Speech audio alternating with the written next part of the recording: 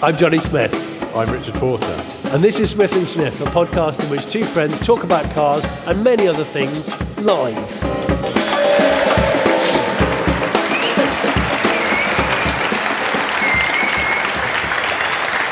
I'll start by doing this. Oh, the reverse drive stance. How has it worked? Well, didn't crash or anything. we're back here. Back in the room, massive echoey room. Echoey halls of Bicester heritage. It's the room I would suspect that Paul Young's pianist was in. Or any 80s Simple Minds album. Oh, yeah. So spacious.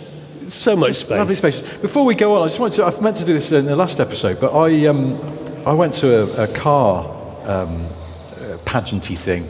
Did you just use the word They pageant? don't call it a pageant, but it might as well, because it's one of those things that they would call a pageant. I think it was called a festival, actually. Festival of Motoring. Festival of Motoring. Motoring in Bath.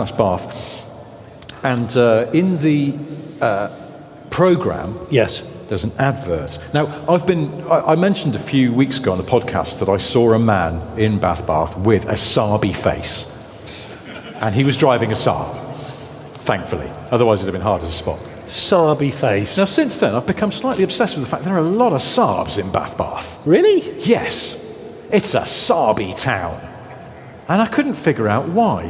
What, Saaby? What? Saaby? No, it's just, I think, I sort of thought, okay, it's kind of, Georgian and pleasant. Maybe it just naturally attracts Saab people.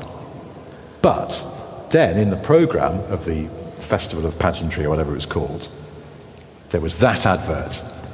Simply Saab. It's Does a that say garage. .com? Actually, it does, yes. Simplysaab.com. Simply Saab. Now, they are actually nearer to Bristol. And in a way, this makes sense. They actually don't know Saab's gone out of business because they think it's the 90s still. Because But it would explain. There is a trusted Saab fettler in the area to keep your Saab going, and suddenly it all falls into place. Of course, they're advertising in the Bath Pageant of Motoring supplements, whatever it is. But it's their slogan that really got me. Now, is it not Simply Saab? Or is that the name of the company? yeah, their slogan is, it does what it says on the fucking tin. Okay. It doesn't, no. Their slogan is, I think needs some work. Oh, gosh. Their slogan here we appears go. to be, we believe that our continual growth over the last 30 years has been no accident. No accident. It's not exactly, you'll never put a better bit of butter on your knife, for catchiness. But it's also, not Mr. Cadbury's parrot. You don't are they go, referring "Ooh." to the company of Saab? I don't know. Well, again, they don't know. Our growth over the last 30 years is no accident. Yes, it's the accident of Saab going out of business and all the Saab dealers closing down. That's why they've grown. I feel it's a little disingenuous. Have you written? In fact, have you left a little card on the front of their door? Well, I think I'd have to buy a Saab for that. Would you buy a Saab? Yeah. Someone's bought a Saab. It's out there. It's a two-door 900. Lovely, sweet car. Sweet. A round of applause for just turning up in a Saab. Sweet. I've been, ages ago I told you about that game I play. I work at home a lot on my own, so you make your own amusement. You've got a working at home jumper. You've shared it with us. I have, yeah. It's too hot for it at the moment, but I sometimes just get it out anyway. So I started changing the word heart in songs to the word Saab because it amused me, particularly the rhythmics. You have placed a chill in my Saab.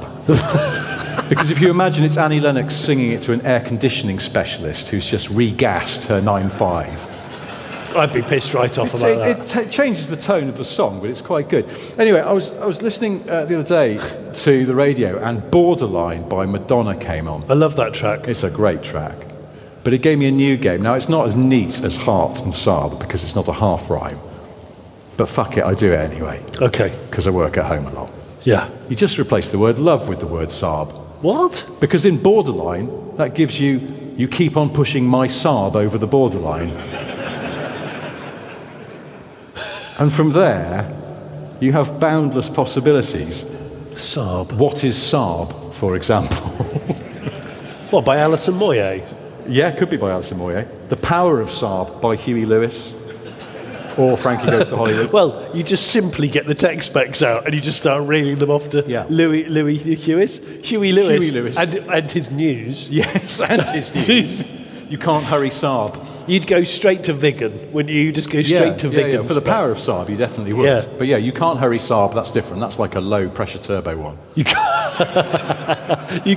hurry Saab. You just have to wait for the pressure to build up in the turbocharger system. LPT. LPT. But that's fine. The economy is better. Of course. So this is my new game. Try playing it when the radio's on. Anyone going to try and play that game? What's Saab got to do with it? Yeah. By the late Tina Turner. Yeah. I think that's a fantastic idea. We could sing that to that mate of ours, Gary, who used to be the PR man at Saab, and he can bring Saab into any conversation. He'd love that. So you go, what's Saab got to do with it? You go, I don't know, just fancy mentioning Saab, because he does. He's just very keen on Saabs. Saab FM. What, sorry? Saab FM? Saab FM. Saab FM. Why doesn't that exist? I don't know. Anyway, this was supposed to be a Q&A. Oh, yeah. It's all gone a bit easy listening. Yeah, although, in fact, let's start the Q&A. We'll go straight to you first. Oh, gosh, but before that, eagle-eyed viewers in the room, audience in the room, the listeners won't know this because they're listening. Yes. They're not here. Look at what's appeared next to the stage. Would you like to describe it to everybody, Richard? To my mind, that is nothing less, Johnny. I'll lift it up just in case people at the back haven't seen it. Full suspension mountain bike. Well, let's have a look at what we've got here. Has somebody given you this? No. Oh, I see. It's just a prop. They've lent it to you. Bugger me, it's corroded. Hang on. But it's a classic of the genre because it's... Right. It has no brand name on it. There's no brand name on this mountain bike. We've got rear suspension. Yes. Does it smell faintly of marijuana and canal boat living? Oh, the front suspension's absolutely seized. How dry? Look, and crucially, no front brakes. Look. But They also, have can you just check, off. how dry is the chain?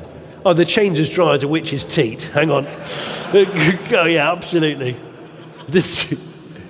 It doesn't quite squeal as much, but it's not under tension. That'll click when you ride. Oh, when you're really like ladling it, trying to outrun the police whilst... Has anyone got a bag of cans that we could just hang from the handlebars just to check it truly is? The horn's a nice touch as well. It's got a big horn. It's got a horn, but there's no way of activating it. It's sort of been snapped off, I think. Who brought this to this show? Chris. Come up here. Is Chris an actual no-name full suspension mountain bike guy? No, yeah, Chris does have a name. He's not a no-name guy on a no-name. Chris, we need to give Chris the mic because I said to Chris just brought it up and he said before you'd ever even started talking about no-name suspension mountain bike guys, I realised I have a no-name full suspension mountain bike. Do you live on a canal boat? No. Do you mow municipal cricket pitches for a living? No, I'm afraid not. Do you smoke rolled-up cigarettes? No. All right, you're not a no-name full suspension mountain bike guy. I'm a fraud. Sorry, I'm a fraud. Okay. Well, fraud is part of being a full no-name suspension mountain bike guy, but only sort of benefits. I feel like defrauding the Lehman Brothers or anything. I feel like if I was in an auction room, you'd be talking about it whilst I'd be going like this. Yeah. It's an exquisite piece. That is pretty much how I bought it. Really? It was police auction spec. Genuine. Police auction. That's true. Auction spec. Genuine Cat D. Right. Where do you live? About near Aylesbury. Did you ride here? No. But what I'm wondering is, so now near Aylesbury, there is a man with quite lank hair and a council lawnmower who can't get around. You've got his bike. I'm going to draw stuff on the seat while he's talking. Yeah, you carry on. Yeah, can you deface it in some way? Draw a cock on it or something? Yeah, I'll see what I can do. He can and will do that. Yeah, I'll see what I can do. You carry on talking about the story. All right, for the listeners, Johnny is swirling the pen around, so I'm assuming that's the pubes. But, I love the fact that you said you had this bike over a decade. Yeah, I bought it about 10 years ago. I bought it to go to Le Mans because getting around at Le Mans is a pain. It's a Le Mans bike. It's a Le Mans bike. It's been to Le Mans about 10 years, about 10 times. And never been nicked? No, because look at it. Yeah, it's true. And that's why I bought it, because I bought the shittest bike I could possibly find in the hope that no one would nick it. And unfortunately, nobody has. Well, mission accomplished, my friend. That's fantastic. But I want to know if there's been any maintenance. I haven't finished the appendage, so you just carry on chatting. Unfortunately, the pen's run out. It's way too much detail. Has it ever broken down on you? No. It basically lives in a flower bed for... It lives in a flower bed? For about 11 and a half months of the year. It's actually... The reason the chain's actually got some oil on it is because the one was only 8 weeks ago. What, and you just drove past a failing race car that splashed some... No, I do put some oil on it before I go. Well, you're not following the rules there, then, are you? The minor maintenance. Really? No, this is You no steal good. a bit of oil out of the paddock, don't you? Yeah. Just a little bit in the palm of your hand and just jazz it all over the chain. Yeah. You could just carelessly eat a kebab and let a little bit drizzle onto if you're really worried about it. Anyway, Johnny's going to be here all night drawing a penis on a bike saddle. I'll let you carry on. Chris, thank you for bringing this, though. It's a classic of the breed, and it's an exquisite piece. And I imagine in 20 years, Bonhams will be selling this for upwards of £7.9. I'm sure. That's only 30p less than I paid for it, I think. You're up on the deal, then. Chris, just so that we can live through you, would you do us the honour of riding off that way on the audience, just so we can all see? Well, there's the pen. I'm worried about wiping the penis off. You won't wipe the penis off, it's fine. It's absolutely fine. Oh, it's so dry. There you go, off you go. Yeah, there we go. Chris.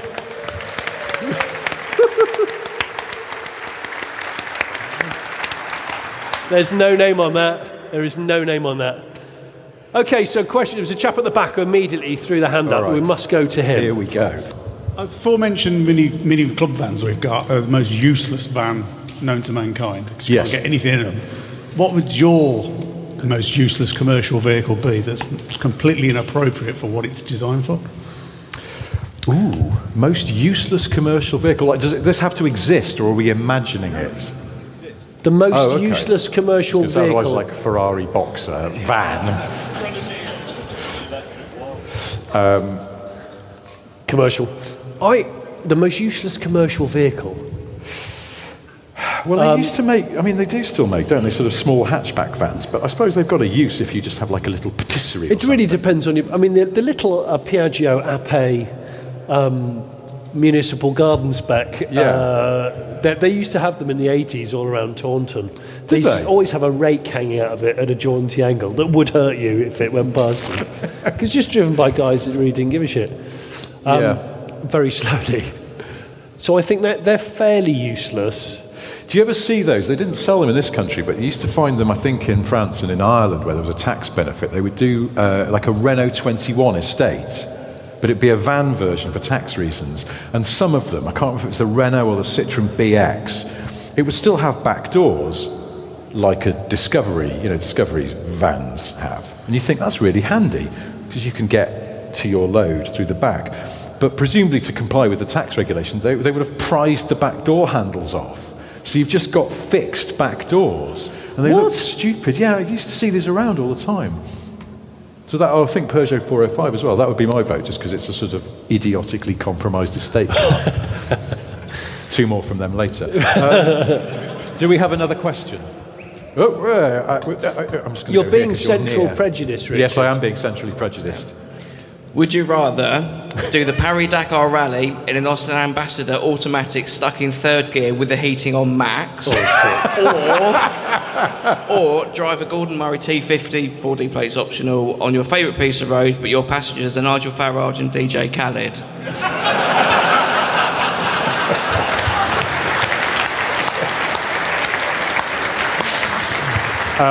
That's a lot to unpack there. That's how they synthesise misery in a laboratory.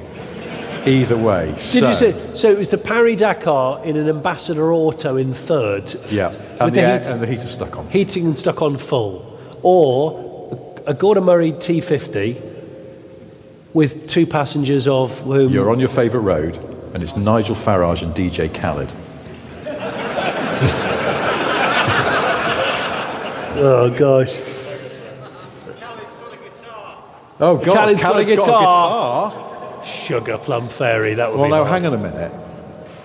But the T50 is, I think, when you rev it to the max, it's a loud car. Yes. There's a possibility you could drown out. DJ Khaled's got his megaphone. DJ Khaled's got his megaphone. It's called his mouth, unfortunately. I think I'd go T50 with Khaled and Farage. I'd take my chances. Would you? Yeah. Yeah. I don't want to do the Paris-Dakar in an ambassador. Much though it is a fantastically inventive way to die, I'd imagine, but yeah. Although I was doing a bit of research about the London to Mexico rally in 1970 yesterday, and I didn't realise a Rolls Shadow entered it. And the entire exhaust system was inverted, so it came out over the bonnet and all the way along the roof. They did it. I think a Rolls entered the Paris-Dakar, but it was basically they put a Range Rover underneath it, a Shad. It looked a lot great. of mad shit. You know, the first or the second Paris-Dakar, the top three cars, I think it was won by a Range Rover, and a Lada Niva was third. It was all bets off in those days.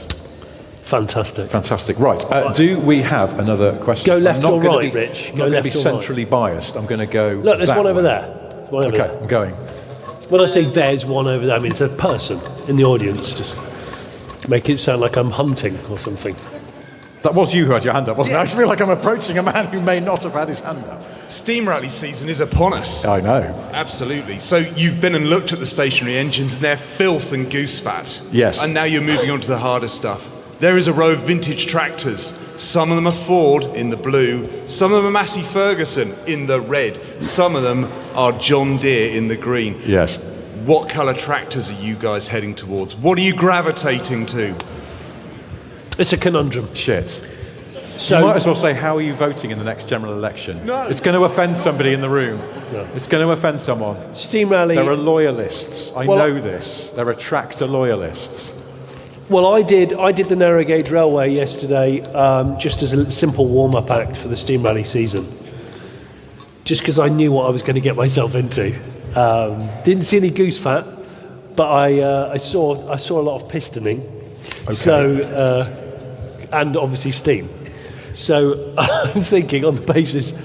We're talking blue tractors versus green tractors versus, what was the other colour? Red. Massey Ferguson. Massey being red, or grey if very old. What are we thinking, audience? I'm going to blue, green. I'm not hearing a lot of red. Folds. Folds. Now, was Folds changed colour, didn't it? Because New Holland, Ford became New Holland, is that Weren't right? they still blue, though? I think they were still blue. Still blue. Yeah, okay. I didn't hear anyone shouting out red. You see, I'd go red because to me, Massey. Massey Ferguson, when I was a kid, we used to have friends who were farmers, MF. and they all had MFs. Sexy MF by Prince. Still to this day, I just know Prince. Massive agricultural. Prince was just going, fascinator. yeah, pretty saucy tractor. And I've pointed at a tractor and said, "You sexy MF." before. So I would go. Actually, I would go Deere. I would go John Deere. Would you? Only because I love a yellow seat. You don't get yellow seats in cars very often. It's a risky colour for a seat, especially for a farmer. I'd say who probably has a fairly dirty arse. Given what they do. I mean the fabric. I don't mean the, because they're hard-working people. And I'll stop talking now, and you go and ask questions. Can you move through the room again in those slip-ons? Do you want me to move? Go on, you go and do a roving They're actually mic. exceptionally comfortable. Are they? But are they grippy? Are they grippy? Yeah. Okay. These are proper rough yellow birds back. These are, aren't they? Do you know what I think? A question. At the back. Gonna go. Gives me a chance to run them in. Get some heat into them, Johnny. What's the most inappropriate car you've showed up to a wedding or funeral in? Oh gosh. Oh. That's a good question. That's what. Mine's a Daihatsu 4-track that had Dastardly and Muttley stickers all over it. What? Yeah, I bought it like that. Dastardly and Muttley stickers. A wedding or a funeral? I went to a funeral, but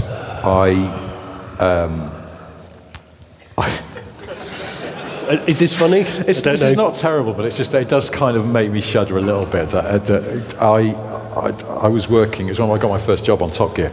So I was like 23, 24. And we had a car in the office that was going free. I needed to do some miles to go to this funeral. And I wasn't going to say no, because A, it wasn't my car, but B, I also really wanted to drive it. But unfortunately, it was a bright red Jaguar XKR convertible. It's not the most respectful car in the world. And I also insisted, because it was a nice day, weather-wise, on driving it with the roof down. But on reflection, it would have been more respectful to turn the stereo down as I pulled into the church car park. And the other problem...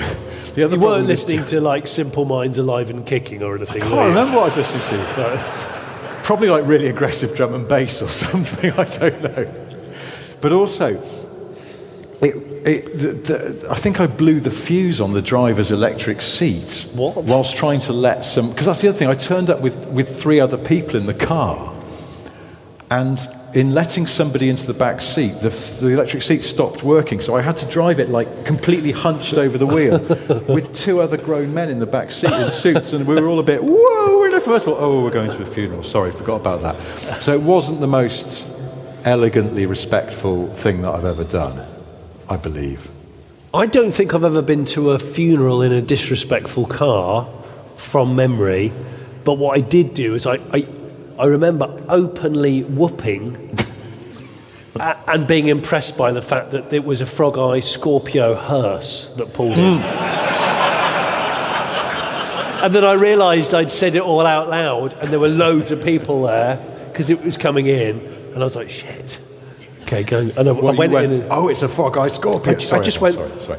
Oh, what? Yeah, it's a Frog Eye Scorpio hearse. You just don't see them much anymore. Oh. Nobody cares, it's inappropriate. Go and sit at the back. And I went and sat at the back. I once drove someone else's Hilux up to the church at a wedding for no apparent reason. Well, there was a reason, but it's a complicated reason. It was the same wedding where we got to where the reception was, and for some reason we were the first one there. I was with my mum and dad, and we were just standing there in this bar area, and my dad went, do you want a pint, Rich? I was like, oh, thanks, Dad, yeah, I'll have a pint. He bought me a pint. He didn't buy one himself. What? Suddenly all these people came in the room, these doors opened. It's the lineup, the fucking wedding lineup. I hate the lineup. You have to go down the line and say, oh, you look lovely. Yeah. All these people going down the line. I was the only one who was holding a pint of bitter. Probably in that hand, because I was shaking. Oh, hi. The only person I really knew was the bride. She's the daughter of some family friends. And I got to her with my pint of bitter, big dress. And I thought, oh, don't spill bitter on the dress. So I was like, I'll just do that. And I went in and I gave her a little kiss on the cheek, and then I couldn't think what to say, and I just went, nice one.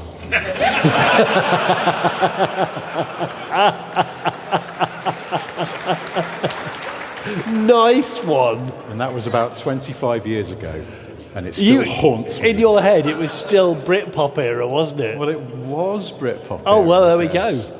Perfect. Yeah. Anyway. Any questions? It's quick, very quick. This is a leftover trivia question for Richard. Which is, what type of vehicle is linked by a spoilt child and a feral horse? A feral horse? That's a little cryptic. A spoilt child? Feral horse. A feral horse, a Mustang? Australian feral horse. Mustang? No, they'd call it Mustango over there, wouldn't they? Musty, mate. Australia, what the fuck? Does anyone know what an Australian feral horse is called? A what? A Bromby? Subaru? Brumby? Brumby? Brumby? It's a ute. Did you just shout ute at the back? Where's the other mic gone? I feel like we need...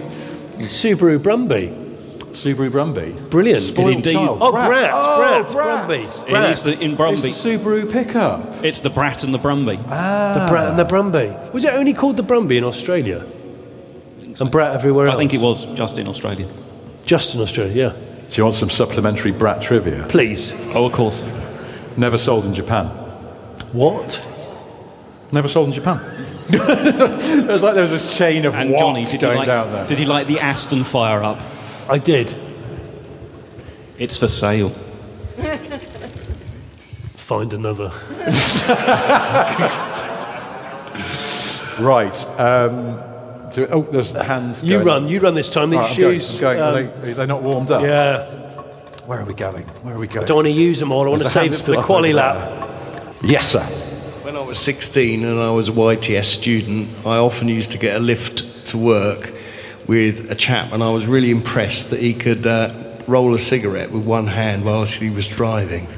Later on, a friend of mine who was a keen surfer used to leave it to the last minute to come back from the West Country, and he used to change out of his wetsuit whilst driving back from a surfing trip, right? Whilst driving, changing out of a wetsuit. So I just wondered, you're obviously both experienced drivers. What have you done whilst driving that you probably shouldn't have done?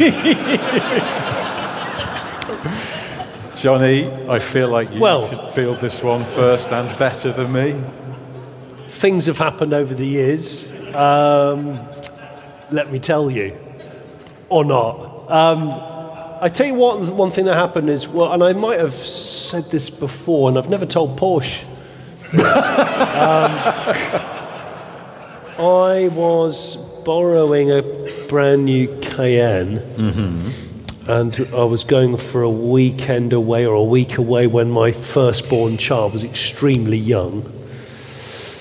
And she was asleep as a baby in the car, and Daddy, who was driving, I'll speak about them in the third person, just makes me feel better about the situation, was absolutely busting for a wares.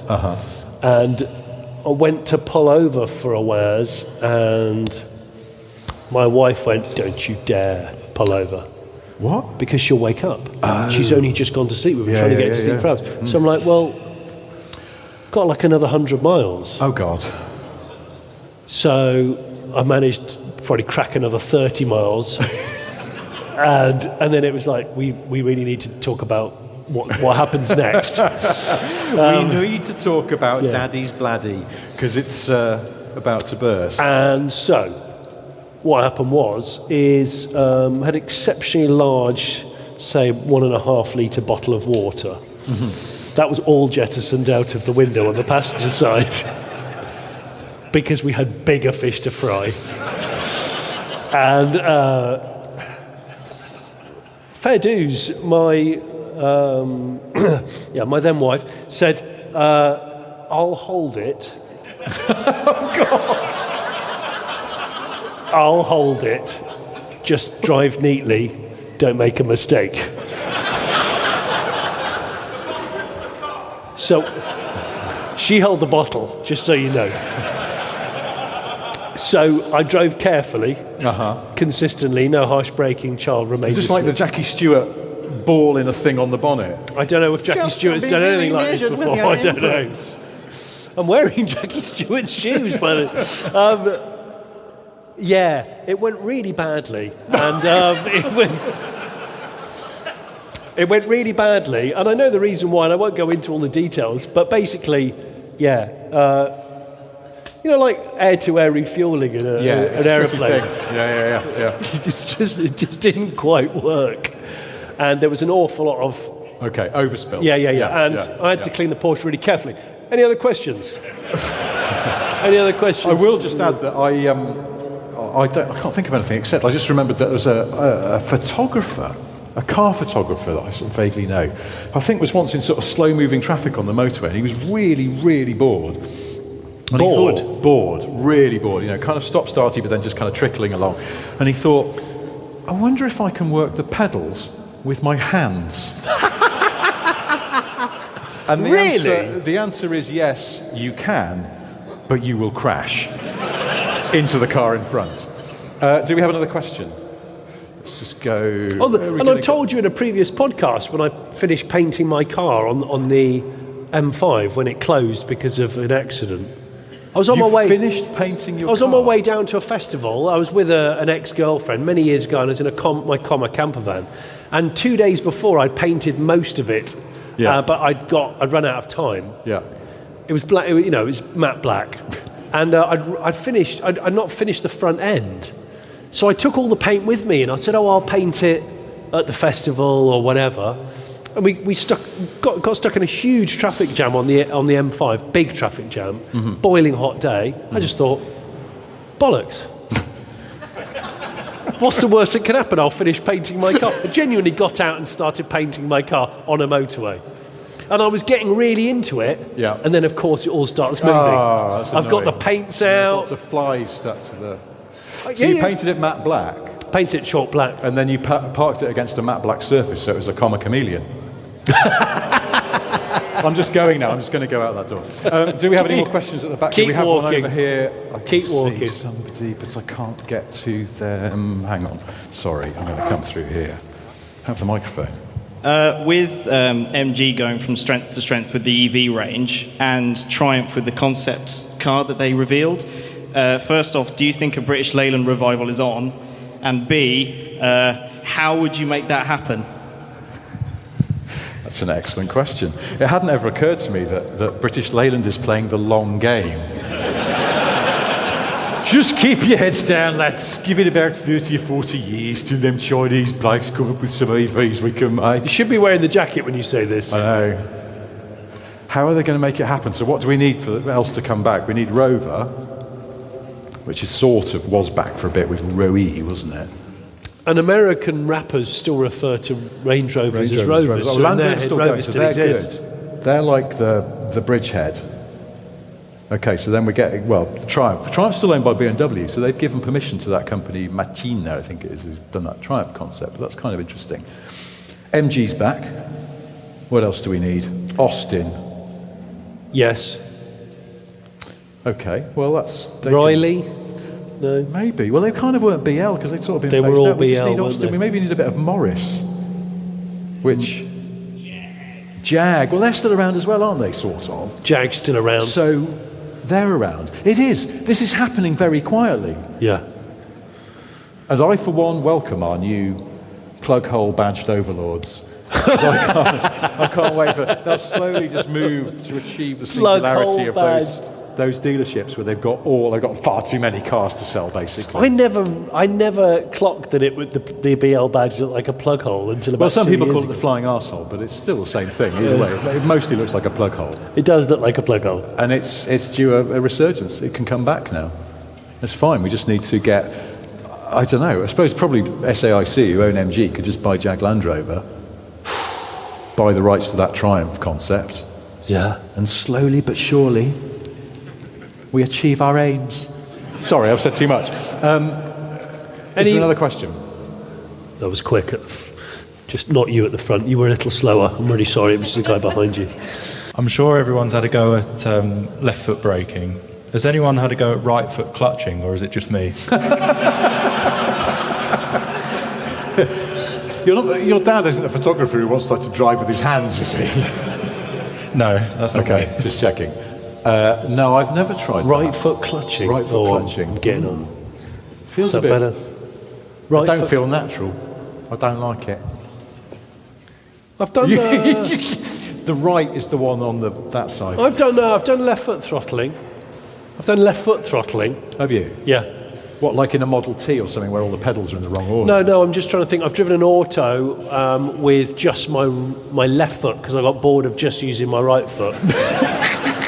And I just felt it felt too prejudiced, frankly, so I just thought I'd try it for an hour. And it was actually quite good. Look, I look like Quentin Wilson on Dancing with the Stars. Yes, I know.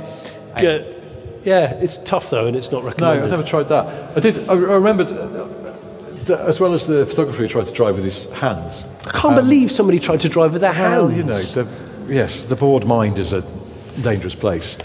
There was also a lad I went to school, I think I've mentioned this before, there was a lad in the year above me at school, and his parents are quite well off, and they bought him a Metro GTA. Sweet. Brand new. Brand new? Quite the thing, yeah. So that would have been sort of like 1990 or 1989. Just before the GTA was... Anyway, it was quite a thing. Cross-spoke wheels. Yeah, they look neat. Pillars. They look neat. And one day he was driving down a sort of gravel track, and he thought, I wonder how fast I can go before I lose control. What? And then he found out. That was the end of the Metro GTA. It's brand new. Silly twat. Yeah. Just ruined. Yeah. He just into a ditch. Oh my gosh. Well, okay. Over here. Well, no, look at that. That was quick. Don't worry, Rich. I'll get this one. Okay. Thanks, mate. Yeah. This one's on me. It was you, wasn't it? Hello. I'd like to know if you've ever had any unusual passengers. My weirdest was probably I had to drop an Italian plastic surgeon off at Manchester Airport, and he looked at full-page images of tits the whole way around the M60 on his laptop. It was extremely distracting.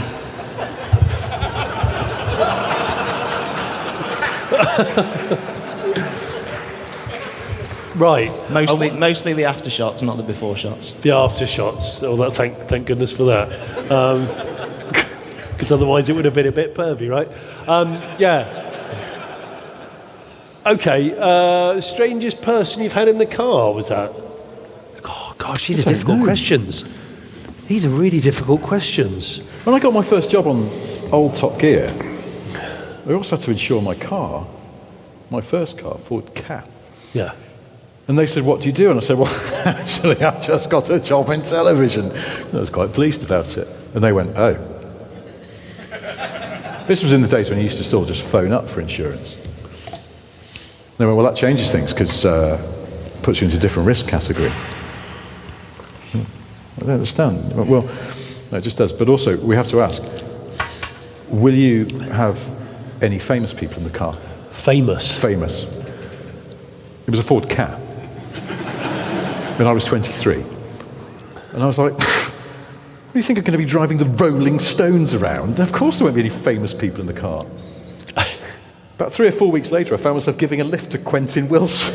And I suddenly, as we were driving along, I suddenly thought, oh my God, if we crash now, my insurance is invalidated. Seriously? Thankfully, we didn't. I don't know. I'm trying to think. Unusual people. Oh, Tiff, did you just say? Well, Tiff is Jason unusual. Plato. Jason Plato is quite unusual. Yeah. Yeah? Have you ever given him a lift, or does he always drive? He does like to drive. Tiff's not bothered whether he drives or whether he doesn't. No, because I remember once giving Tiff a lift in a... I remember, it's weird how what you remember, in a Subaru Legacy press car, just going to lunch from filming somewhere. Yeah. And I was a bit like, again, I was 23, and I was a bit like, oh shit, it's Tiff. I better drive quickly, otherwise, oh gosh, he'll be bored don't or do something. That. Well, no, and we kind of came in a bit hot to a corner, and Tiff just went, oh no, the researcher's trying to kill me. He's so casual about a near crash. So casual. Yeah. I was very I remember embarrassed. Tiff saying to me once about he'd finished a race, done very well, but he didn't want to deal with the faff of the press and the pageantry afterwards because he'd heard there was a great party on. He said, Johnny, this was years ago, before marriage. And he said, and I remember him saying, so I was in the car with the race manager, and I said I insisted on driving his car, which was a Saab 900 Turbo. No, it might have been a Saab 99 Turbo. Oh. Anyway, he said, I drove so fast and I forgot how badly they handle it. She said, I crashed it straight into a tree. And he said, I got straight out and said, right, we need to find another car. We can't be late for this party. Basically just abandoned what was a pretty new car straight into a tree, just steaming. Oh, I've told this story on the podcast before about when we did a thing, a car versus bobsled on Top Gear in Lillehammer, I think, up in Norway, where they invented the cheese slicer, weirdly. Did they? Yeah, it's my Lillehammer fact. But they also had the Winter Olympics.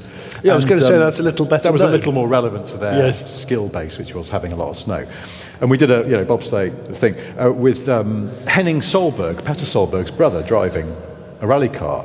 But he got there and he wanted to scope out the track, and his manager was there in his Audi S4, and Henning just went, give me the keys to your car.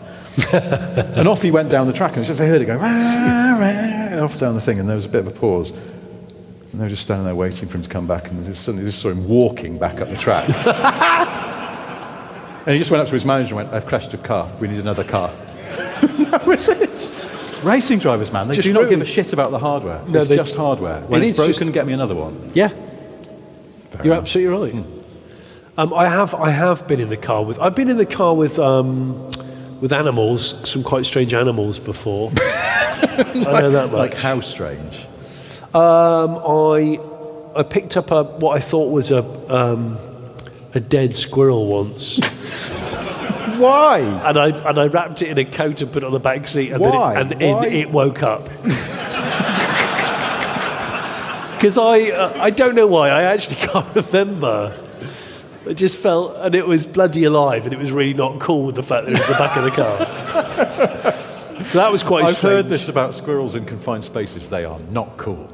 Because actually, the merch van, the private ambulance Vauxhall, it has, because it's a Stellantis vehicle. It's got 2 rear view mirrors.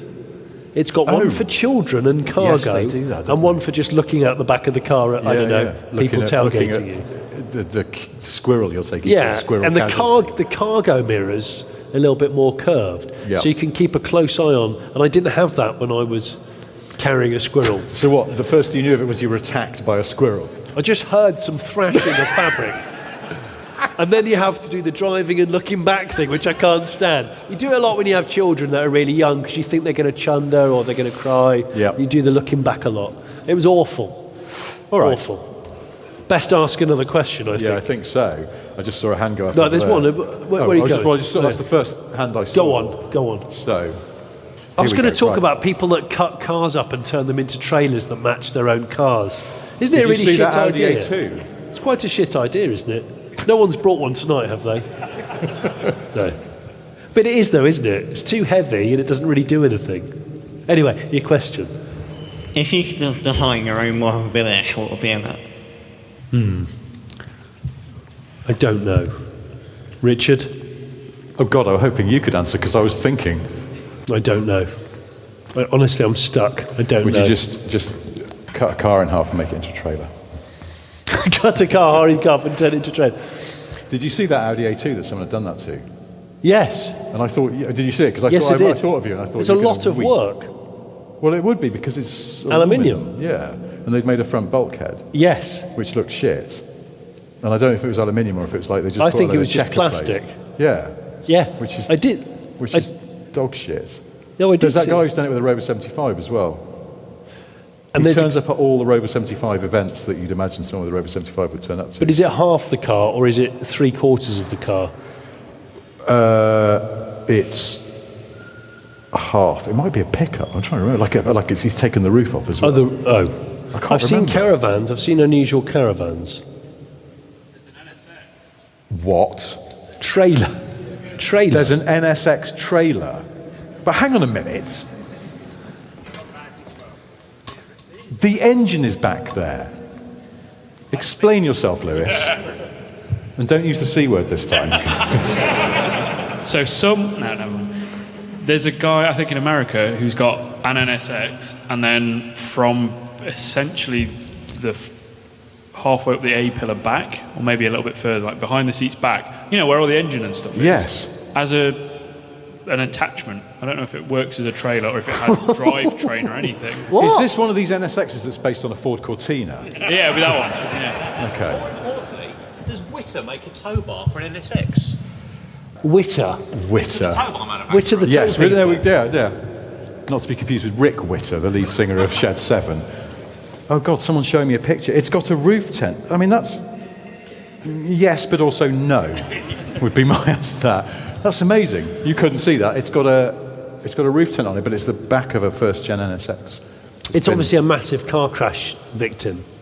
Oh. And it's either you crush the car and kill it, or you... In that respect, then, I suppose it's okay. Yeah. But at the same time, it's not... Because you're work. right. How are you getting a tow bar on an NSX? I don't know. Connected to the Saab, right? Probably, yes, just tied to the gearbox. It's fine. Sorry, we've drifted off the point slightly. We've massively drifted off the point. I think the thing that annoys me about cars, trailer cars... The picture's coming in for Johnny. Oh, okay, yeah, that really is half an NSX. Yeah. It's so much work for so little gain. That's the thing that I can't get my head because around. they already make trailers. They already make trailers, they already make cars. You don't need to turn one into the other. is probably the point. Like nobody, well, apart from Ed China, who might turn a trailer into a car. There's so much work and matching alloys. So 6 alloys. It has airbag suspension. On the trailer? Yeah, like the airbags are all hooked up, so when he airs out, his trailer airs out as well. Is that what they say? Airs out? It airs out. Come on, that's Richard, what you do when you leave the flaps open on the roof tent because you've had a bit of a musty night. Air out. Yeah, sorry. I had a barbecue dinner. By the way, I'm blaming my bad sinuses on that appalling Chinese takeaway that we had. I don't think that do you know can the one? blame getting a cold on low-quality Chinese food. No. Although it is true that we had low-quality Chinese food when we were at Goodwood. Yes. We went in and ordered about 6 different things, and it was ready in, 3 minutes? Yeah, I'm going to say. Which is always a concern. By the time we'd done this and then paid with the contactless payment, and we turned around and we'd gone back down and sat in the corner of this deserted Chinese takeaway and done that, the door burst open from the room, from the chef's room, and went, with a bag, there you go. We're like, what? Wow, that's we both quick. looked at one another and went, what? But unfortunately, we were deranged with hunger and just ate it. Yeah, and now Johnny believes he's got a cold. Yeah, it's definitely that. Kung Pao chicken or something. Definitely. Since I'm at the back of the room, is there another question? There's a man straight ahead of me. This kind of relates to an earlier question, but you've been tasked with driving from Land's End to John O'Groats with 2 cars. One is the best car you can think of and the worst car you can think of, with the best passenger you can think of and the worst passenger you can think of. But you've got to pick the cars and the passengers for each other. Oh, man. Oh. Well, I like those odds. I mean, it's pretty simple for the worst passenger for Johnny. DJ Khaled. Your best mate. He the best, Johnny. He the best. He music, the best yes. passenger. Yes. He got the best music. He the best. You're going to have a great passenger. time. Now, hang on. Sorry. I'm going to have to clarify this. Wait. You can't drive 2 cars at once. I'm confused now. Hang on. We're coming back for rule I clarification. did an awful lot of pointless walking there. So you've both got to drive from Land's End to John O'Groats. Okay. So Johnny can pick the car and the passenger for you. Oh. And you can pick the car and the passenger for Johnny. Now, do you decide to go for shit car, good passenger, or good passenger, shit car? Ooh. I'm trying to think of who would be a terrible passenger for you. Oh, God, there's more rules. Yeah. And also, one of the cars with DJ Khaled, obviously, the radio's broken. Well, but wait. So if I'm giving Johnny DJ Khaled, maybe hypothetically, I'm not committing. But that means he gets a good car. Yeah, what car do you give him that he'll enjoy the But it's a long drive. So there's someone shouting in the back. So you want something actually quite.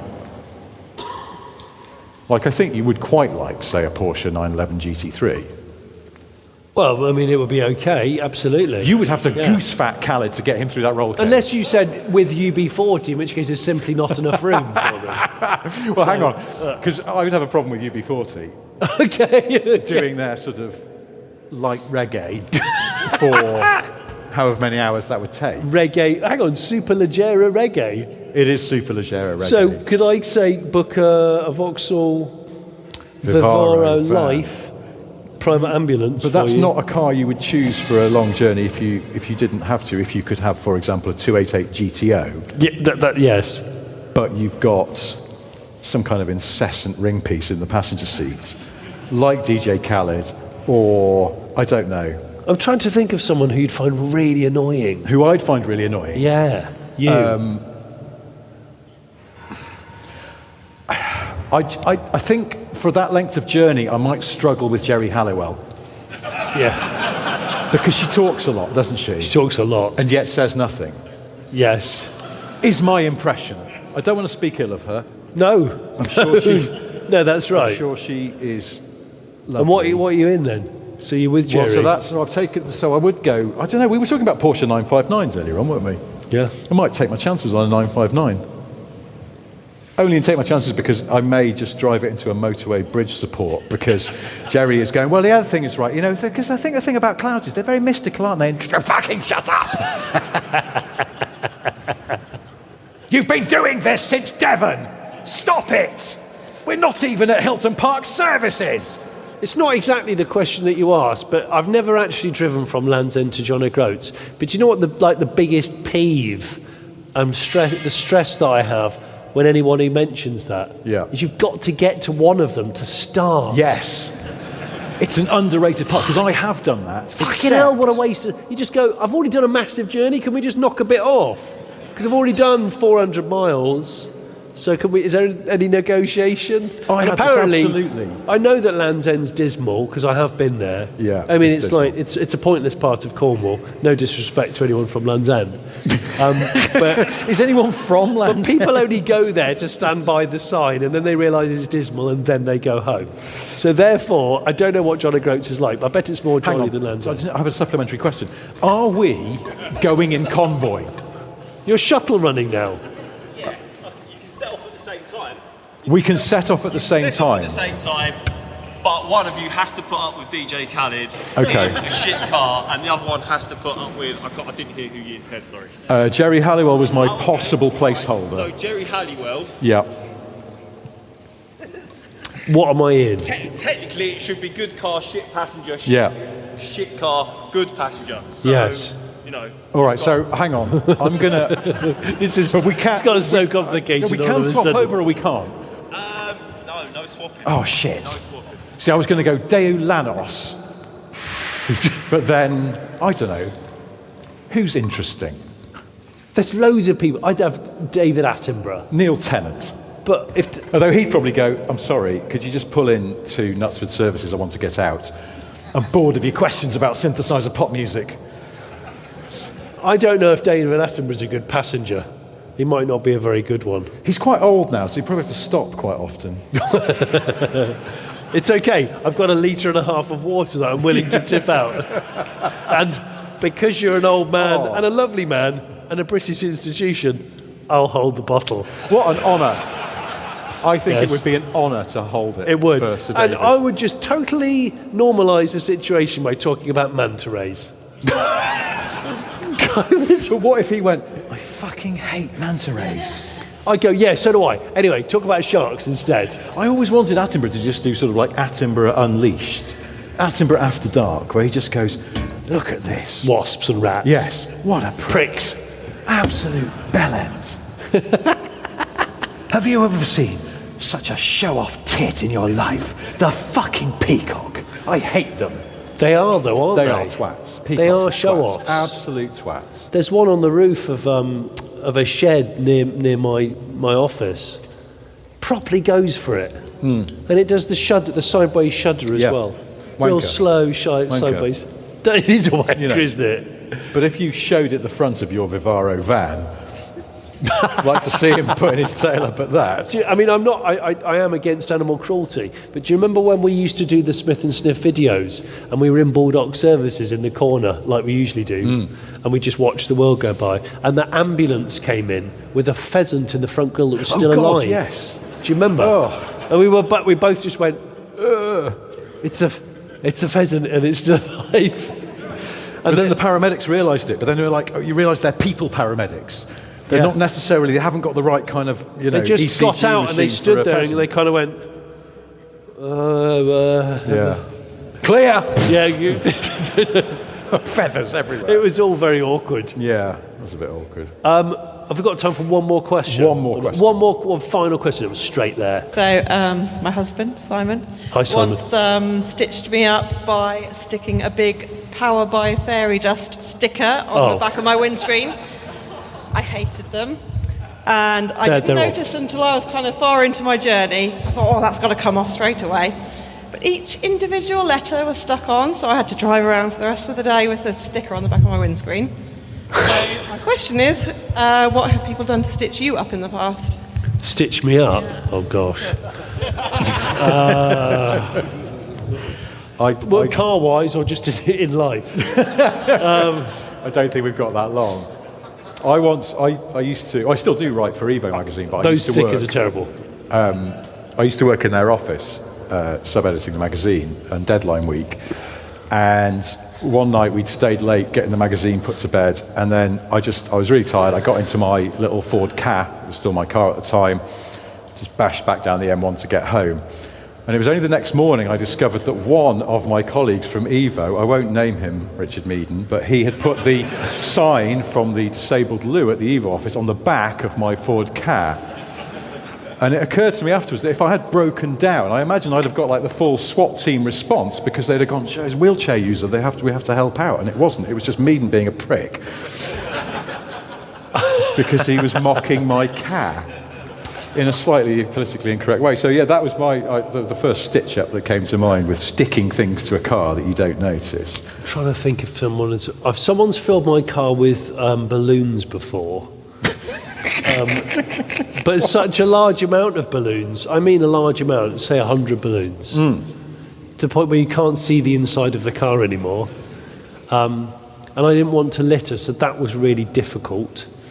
I immediately thought of that time when it wasn't a car, but it was in the car magazine environment, and I've been away. I think I said this on a previous podcast. I've been away on a job for a couple of days, and I worked on Max Power, and obviously fun and japes took place in the office, and I had a new desk and a fairly new chair, and the chair had been turned into a gigantic phallus using, let's just say, about 1 kilometre of bubble pack and some parcel tape.